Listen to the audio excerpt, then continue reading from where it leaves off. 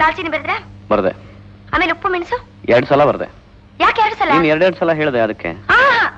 ಒಂದ್ಸಲ ಹೊಡೆದಕ್ಕೆ. ಯಾವ್ದು ಹೊಡೆದಾಕ್ಲಿ, ಉಪ್ಪ ಮೆಣಸ? 2 ಹೊಡೆದಕ್ಕೆ.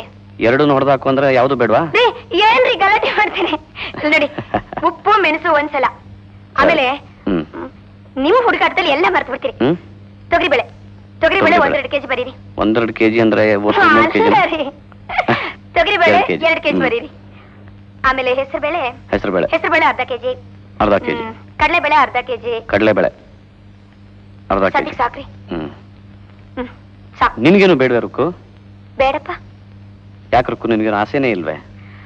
ಆಸೆಗೇನ್ರಿ ಬೇಕಾದಷ್ಟಿದೆ. ನಾನು ಮನುಷ್ಯನಲ್ವೇನು? ಹಾಗಾದ್ರೆ ಏನ್ ಬೇಕು ಹೇಳು. ಏನ್ ಬೇಡ್ರಿ, ಈಗ ಖರ್ಚೆಲ್ಲ ಕಡಿಮೆ ಮಾಡ್ಬೇಕು. ಯಾಕೆ ಅಂದ್ರೆ